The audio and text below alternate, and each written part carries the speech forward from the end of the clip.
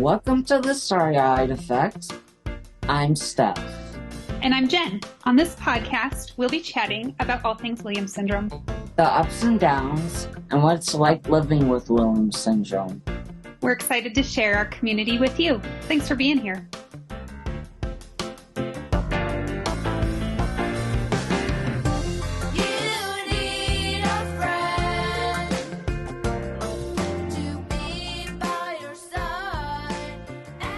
Hi, this is Steph. Welcome to the Starry-eyed podcast. We are on episode 2, girlfriend. Can you believe it? I can't believe it. It's amazing. Well, in episode 1, we kind of had this idea to start episode 2 with why we call this podcast the Starry-eyed Effect. Do you want to share with everybody what that's about? Yes, I would love to.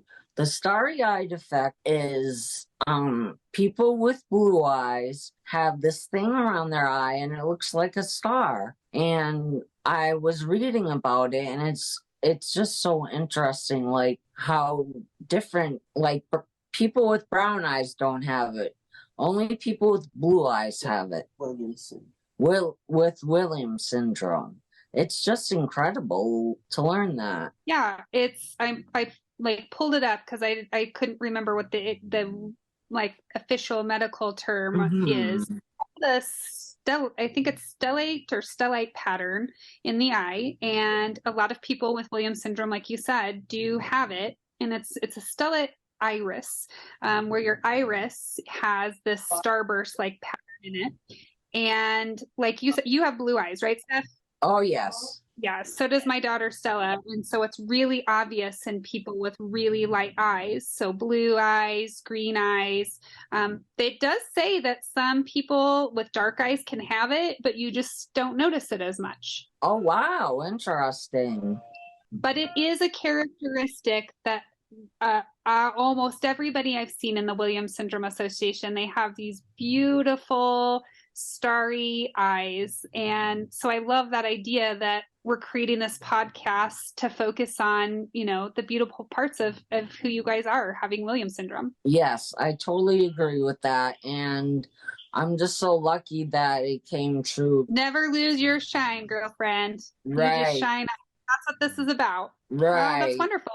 Let's get into episode 2. Yes, definitely. Let's do it. Our first guest today is Jake Morel. He's from San Diego, California, and he works at Home Depot. He is a person with Williams syndrome, and I'm so happy that he's on our podcast. Hi, Jake. I'm Jen. Hi, how you doing? It is so nice to meet you. I don't think I've met you before. Do you go to conventions? I will be going in Phoenix next year. I'll be going. I've never been to one. Oh, good. Well, then I'll be excited to meet you. Usually when I meet a Williams syndrome face, I never forget it. So I will be excited to meet you. So you live in California? San Diego, California. Ooh. Okay. That's exciting. I live in a place that's called the San Diego of Colorado. So not the same weather, but we are the same in spirit. So a fun place. Have you always lived there? Yeah, I was born in Kaiser Zion in San Diego. That's awesome. Wow, wonderful. And you are an adult, right? Like, how old are you? I'll be 28 in July. Okay. And you are working. I heard you just had a big work anniversary. Yep, 5 years at Home Depot. Ooh, tell us about what you do. I'm a lot person, so I put carts away and I help customers load. My favorite part is helping customers load because then I make them happy when they leave. Yeah, you're in charge of customer service, giving a good customer service experience. Yeah. Oh, that's wonderful. Steph, do you work? No, but I volunteer a lot. You do. Yeah, that's awesome. Remind me what you're doing. I volunteer at a cat shelter called Dobster Kitty. I work at a place called Palace Theater. I run the store that they have. I also do a food pantry at a church, and I just love everything I do. It's amazing. It's fun. Yeah, well, it's interesting because you both have sort of different jobs, but the, common theme is that you guys both work in customer service jobs, right? Where you're helping to make whatever experience a customer is doing the best one. So that's awesome. And for those people who cannot see us, if they're listening, Steph is a huge cat lover, and her cat is sitting on her lap as we speak. Yeah. I bet you have a lot of questions. I have 3 dogs at my house. Oh, wow. You do. Yeah, and a baby tortoise and 2 red ear slider turtles. Oh my God. Wow. Yeah, Which one is your favorite, dogs or reptiles? dogs. I love my dogs. Okay. I don't blame you. You don't believe What me? kind of dogs do Blame. I have 2 American bulldogs and a chow chow. you have? Oh, Okay, wow. okay. Yeah, our houses are very similar because I have an American bulldog and I also have a tortoise. Who knew? Who knew we would share that connection? My mom names all of her animals after Steelers and Penguins players from Pittsburgh. Okay, that's your thing. You have good names for them. That's awesome. Yes. What's the best name of your animal? Our tortoise name is Franco Harris. That's awesome. So are you is it hockey? Hockey and football. Hockey and football. Okay. All right. That's exciting. So how did you feel about the Super Bowl? I enjoyed it. It was a good game. Finally watched a good Super Bowl that went back and forth instead of just no one scoring till the end. It was a good game. Yeah, it was. Did you watch the Super Bowl, Steph? Oh, yeah. Yep. You did. I can't remember. I thought the performance that Rihanna did was interesting because she's not afraid of heights. And I was like, oh my God, if I was up there, I'd probably be shaking like a leaf. I read on social media that half the people didn't like her performance and other people did. I mean, she was basically lip singing, I guess. Or... Yes, she was. She wasn't. She didn't get paid for it. And she's also pregnant with her second kid. Yeah, that too. Well, I think that's a great segue for us to talk about music. Steph, you want to lead that question? Oh, yes, definitely. So what type of music do you like? I love reggae music, oldies, rock and roll, jazz, a little bit heavy metal. Mostly like 60s, 70s, and 80s music. Do you play any instruments? No. I have friends who have Williams syndrome that do. I play drums and guitar. Oh, wow. They play really drums. good. Yeah, you don't play. They play drums and guitar. Yeah. But do you sing? Once in a while. I have a friend who plays guitar and sings songs, so I'll go with him and sing Yellow Submarine. Oh, I love Okay. that. That's awesome. This is a big Beatles fan over here. Steph is me too. Me too. I know. Definitely. Go Beatles. You- Yeah. You're Steph's love language right now. You know she what's loves that. funny? Oh my God. You know what's funny is when I was a little baby and my mom would be driving in the car, as soon as Lucy in the Sky with Diamonds came on, I would wake up, start swaying back and forth. After the song was done, I'd fall right back to sleep. I love that song. That's my favorite song. Yeah. That's from the Sgt. Pepper Lonely Hearts Club Band album. I love that song. Oh, yeah. I've always loved that song. I actually named one of my cats after that song. No way. Yeah, Lucy. You did? I had a cat named Lucy. Oh, that's awesome. So you both are big. Is that your favorite band?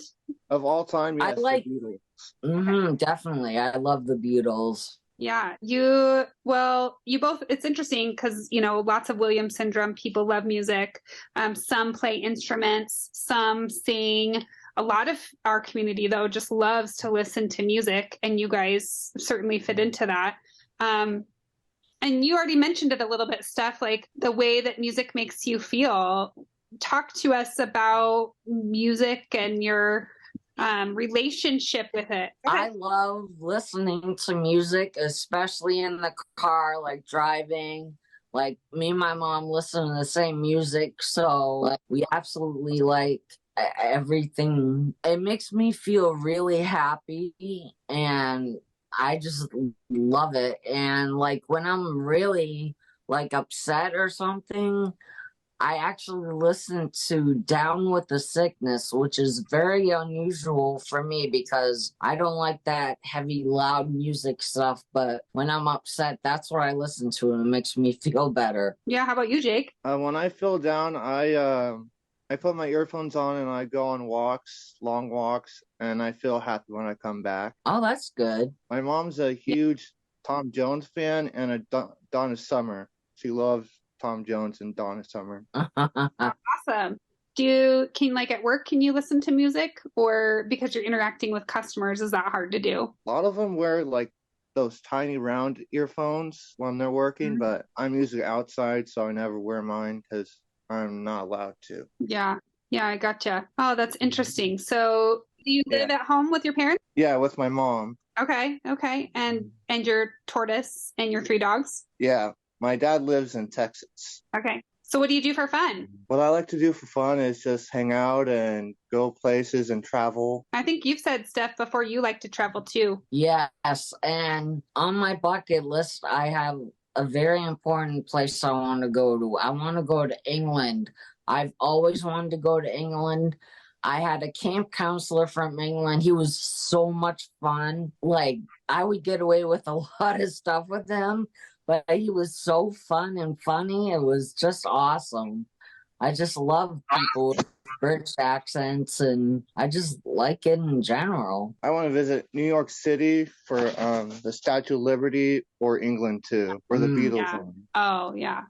I was going to say to Steph that she probably knows a lot about the royal family then, if you like England. Do you follow all that? No. Oh, good for you. It's kind of like a soap opera. Once you get in, you can't get out. It's just like interesting. Yeah, just like the those drama shows with the engagements and all that other stuff. Oh my God. Steph is like, I am not having any of that.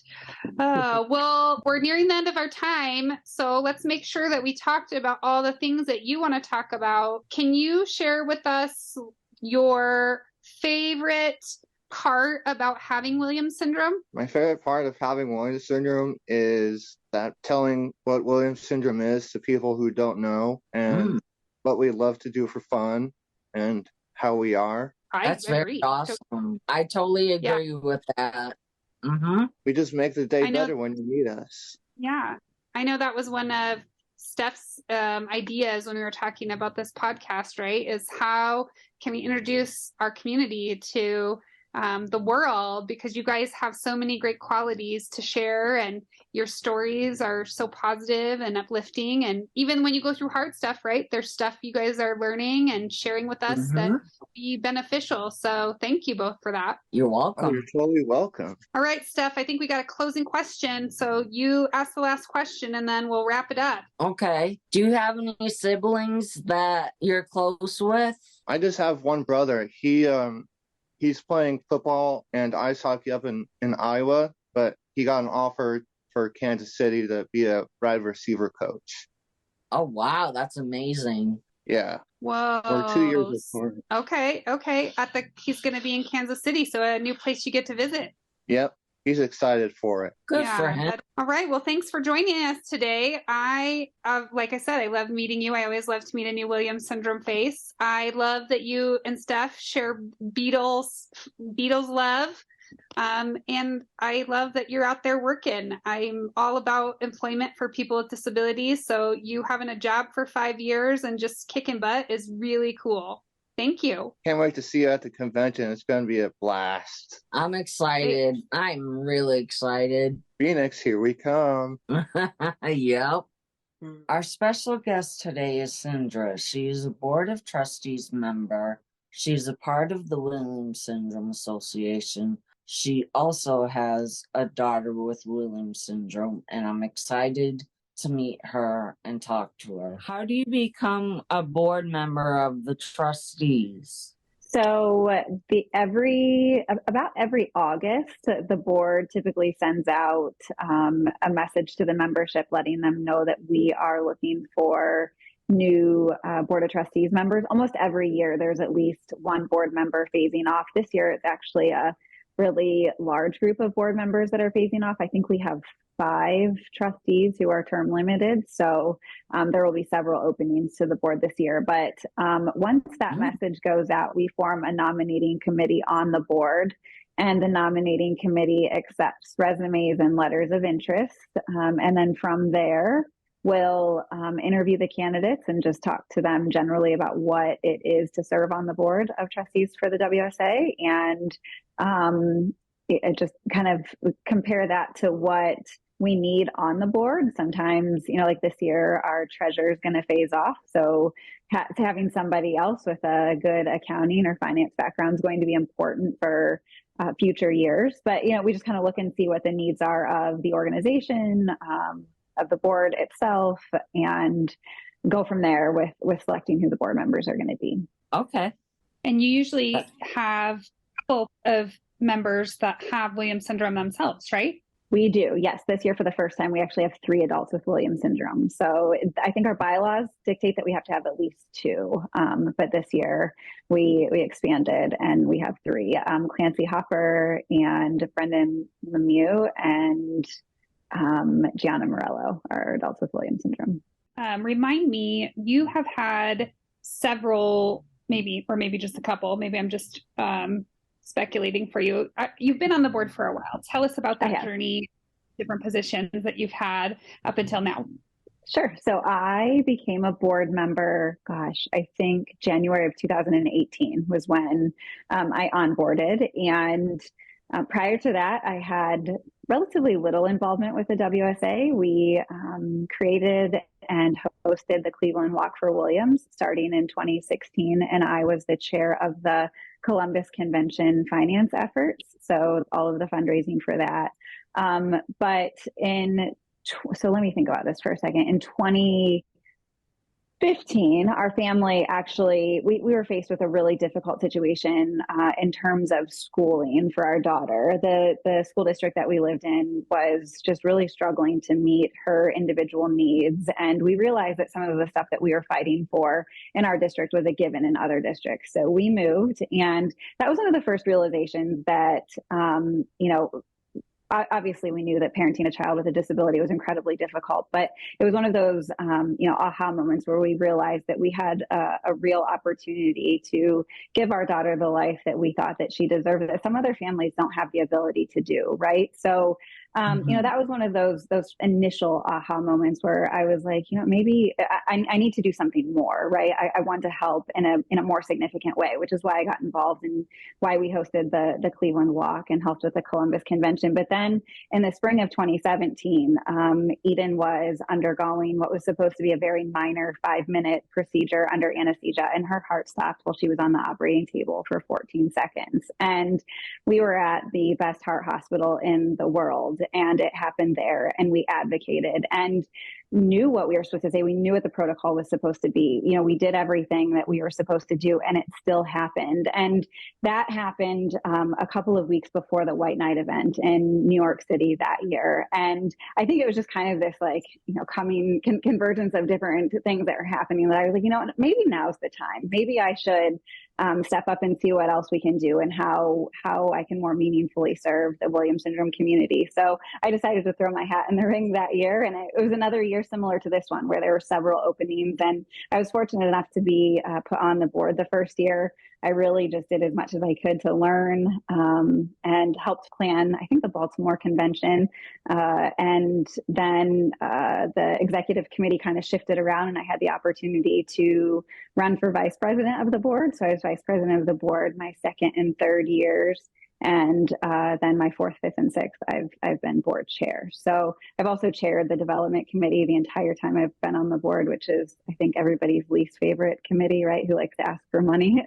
Don't tell Joe I said that. He probably wouldn't like that very much. But yeah, it's been really amazing. I've been board chair. I was board chair when Terry announced her retirement and got to oversee the transition and the search for the new executive director and getting Mary up and running these past, 6, 7, 8 months or so. It is amazing. And the work that you do, I know, is a lot behind the scenes. So it really, when you speak about it, it showcases the dynamics of what it takes to run an organization of this scope.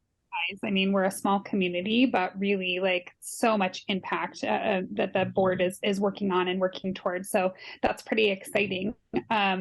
So you were mentioning that Eden, your daughter, had a really scary situation happen. Tell us a little bit about like how that journey has looked from parenting a child, toddler, child age, now into a teen and young adult.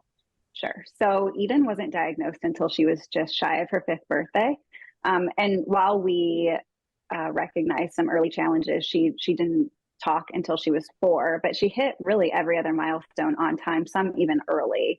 So, I feel like some of those early infant and toddler days that I hear a lot about, we experience them much differently than what many other families do. So, our diagnosis days were as preschool was ending and kindergarten was starting. And thankfully, she was already on an IEP for the speech issues. But anyways, our full focus, I think, upon diagnosis was really the education piece. And that's what we dove into. Thankfully, she didn't have any major health concerns and still really doesn't, other than what has turned out to be a pretty complex heart that was undiagnosed prior. So, parenting a teen, I think we have an older son. So, I can speak from a little bit of experience having parented someone who's already made it through the teen years. I don't know that it's any more challenging that she has a disability, to be quite honest. The things that I worry about in her day to day, I worried about in his day to day, right? Is she sitting with people at lunch, right? Are they having meaningful conversation? Is she a good friend? Are they good friends to her? Gosh, she has a lot of homework and a ton of tests tonight, right? Like, I think the focus that we've been hyper focused still on the education piece and the social piece of raising her, and just making sure that we're setting her up for the best possible outcomes through the transition phase and into employment. I think, obviously I don't want to play it down as if the disability doesn't create additional challenges than what we face with our older son. But I truly do believe at the end of the day that we have very typical concerns as it comes to raising her and where she is in this phase of life. The thing that I found the most challenging, though, is we have spent a lot of time over the last, 4 or 5 years teaching her that she has a voice and that she should use that voice to advocate for herself. And that means that I have to use my voice less, which I don't like to do, right? Like, I'm not board chair by default. I talk too much. I speak up too much. I like to solve problems when I see them. And so making sure that her voice is the loudest in the room has been what I have found to be the most challenging piece of raising her, especially because teenagers, like, they don't always make the best choices, right? Like, right. Or they don't always have all the information in front of them. So making sure that we're helping her sort through everything and use her voice first is probably I don't know, maybe that in itself is the biggest challenge of raising a teenager. Well, Steph, I think, was diagnosed at 5 as well. And my daughter, Steph, really? As you know, was diagnosed at 5. Yep. So we all share a commonality of that age. I don't know why that's significant, but it's certainly a theme here. Steph, you remember all of that stuff as a teen working on education and the social piece? Oh, yes. Yep. I didn't have a good experience in school because I got bullied a lot in school. I mean, a lot. But, like, I didn't have I only had one teacher that I could really trust, and the other ones I couldn't, because, like, the rest were mean to me, and she was the only one that was really nice to me, and we got along very well. And, like, there was so much awful things going on in our school. Like, people would put gum in my hair, and I would have to go to the nurse's office and get a chunk of hair cut out because people would put gum in my hoodies, and just a bunch of awful things. And I was really, like, depressed, and I hated school. I hated it so much, and I'm just glad I'm out of that school because that school is a horrible school. I'm so sorry to hear that. Yeah. Any good things happen in high school? Not that I can remember, really. Not really. Were you involved in sports stuff? No, I wasn't, but I've had a lot of other good experiences besides school, like going on vacations. I have been to Hawaii 7 times. I've gone on cruises. Are I you going to actually pack me met. in your luggage the next time you go? Oh, I know, right? Everyone says that to me. Yes. I'm like, yeah, why not?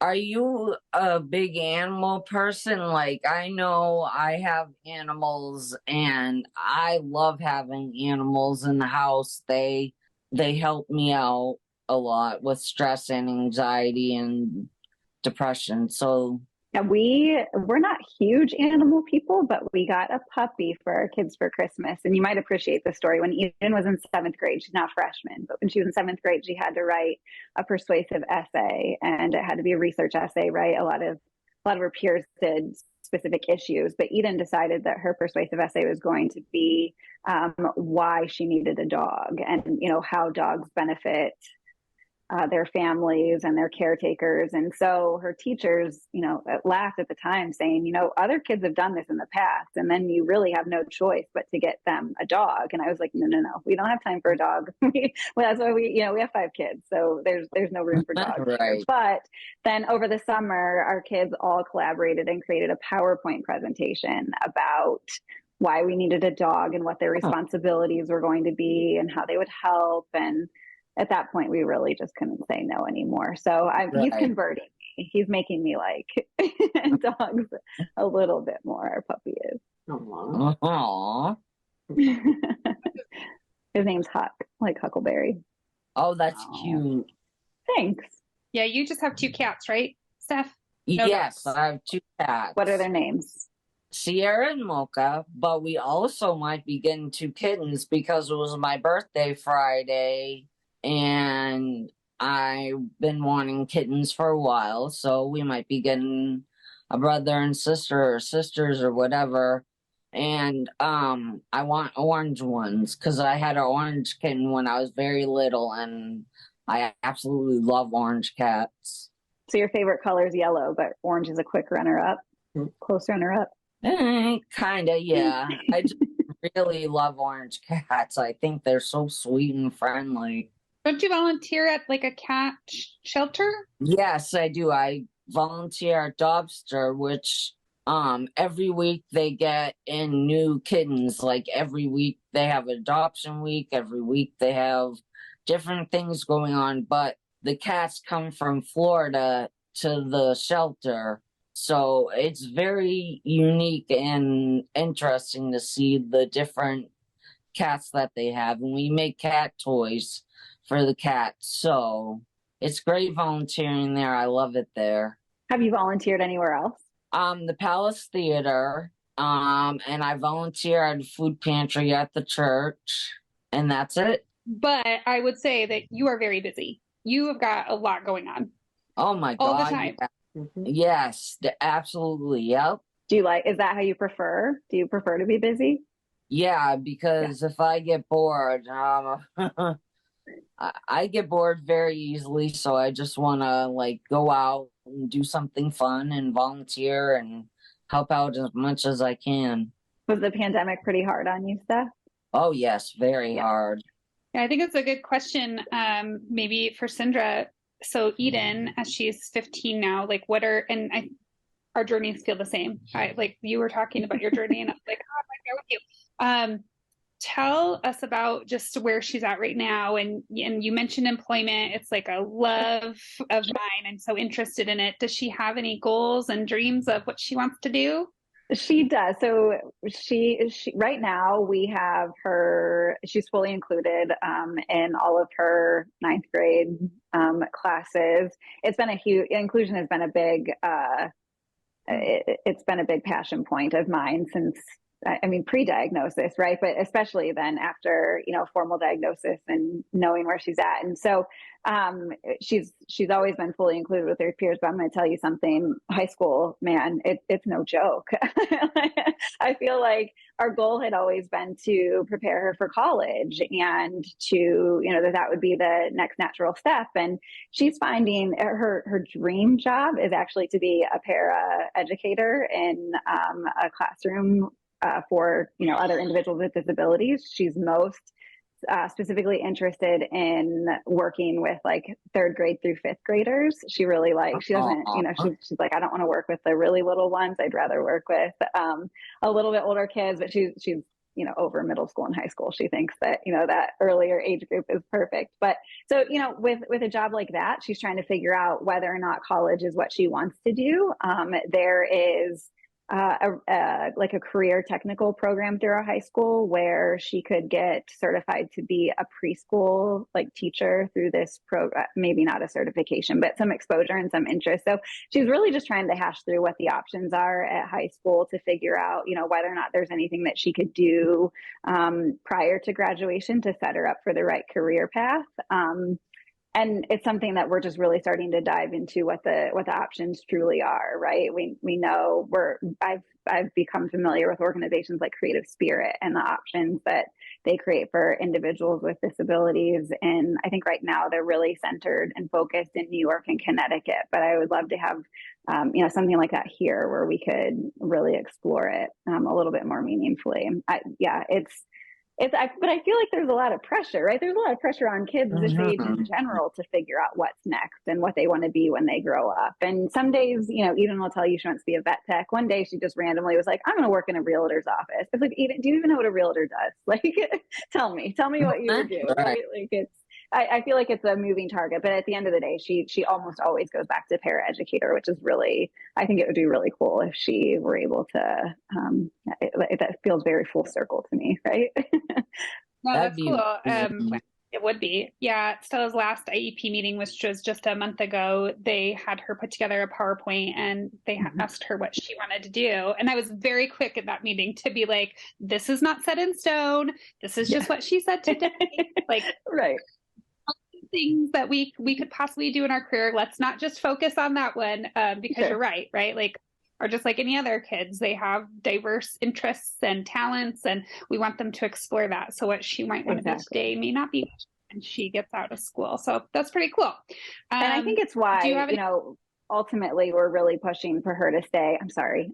It's why we're really pushing her to stay like on an educational track in high school rather than, looking at some of the different options, just because, I mean, we really would like her to have a more traditional high school experience. She loves basketball and she loves, being part of all of the sports activities and the social events. And we want to make sure that she's, with her peers and able to do that, because she can explore some of the employment stuff post high school, right? But not still be in the high school at that point. So yeah, absolutely. No, that's wonderful. Steph, I think we're wrapping up here. We're close to the end of our time. What other questions do you have for Cyndra, or did we answer them all? Do you guys have the Best Buddies program? So, there is a Best Buddies program in Northeastern Ohio. We have not plugged into it, but our high school has something called the ABC Club. And it's like, I forget exactly. I think it's Aurora Buddies Club is what it stands for. And so it's modeled after Best Buddies. But Eden was very adamant that she would like to be a peer in that group, that she did not want to, be mentored. She wanted to be the mentor. So we're really grateful that our school has worked with her on that, and that they're mindful of her hopes for participation in that club. But I'm glad that you asked that. I should really go look into the organization, the larger organization too. Yes, I'm in the Best Buddies program. Are you? I absolutely love it. That's exciting. Yes. What else are you involved in? Are you involved in any other organizations like that, Steph? No, actually, my sister was the one that told me about Best Buddies, and that's how I got started. I did have a Best Buddy, but unfortunately, it didn't work out. But you can do a survey and you get to meet a person, and if you like them, you pick them. So it's really cool. It's really fun. I mean, they have great events that you can go to and bring your family. Like, I brought my sister a few times. I mean, well, we'll have to have this like side conversation about best buddies, because I'm just delving into best buddies too. So we'll have to that one offline, and you can tell us all about it. Exactly. Well, yeah, thanks. Does Stella like sports, Jen? Oh yeah, she does. She says she does today. She said today she's but I don't ask me in like 3 weeks when she starts unified basketball. We found the organization Team Impact. Are you familiar? Yeah. Eden participated as a member of the Case Western Reserve University women's basketball team and just loved it. I mean, they invited her to practices and she got to practice with them. She was announced at every game and got to sit, on the sideline with them and huddle with them. It was really, really cool. She enjoyed it immensely. She did it through middle school. Mm-hmm. That's pretty fun. Stella likes to sing the Star Spangled Banner, and I think it's just like, this is what I envisioning that she will end up not liking to play sports, that she will just want to go to the games and sing, get in and get out. Did she sing at a baseball game recently, last fall? Yep, that's what she wants to do. That's her dream. I love we it. could create a job just where she did that. Yes. You're gonna go to these events and you're only gonna sing the Star Spangled Banner. So thank you so much, Cyndra. I enjoyed learning about you, and I know, Steph, you did too. Yes, Thanks so much for having me. You're welcome. You've been listening to The Starry-eyed Effect, presented by the Williams Syndrome Association. The show is hosted by Jennifer Keaton and Stephanie Karen, and produced by me, Joel Lispman. Theme song by Tommy Barbarella and Mariella Elm. Got a question for Steph and Jen? Email us at podcast@williams-syndrome.org. Rate and review us on Apple Podcasts, and maybe it will get featured on a future episode. Make sure to like and subscribe to The Starry-eyed Effect wherever you get your podcast delights.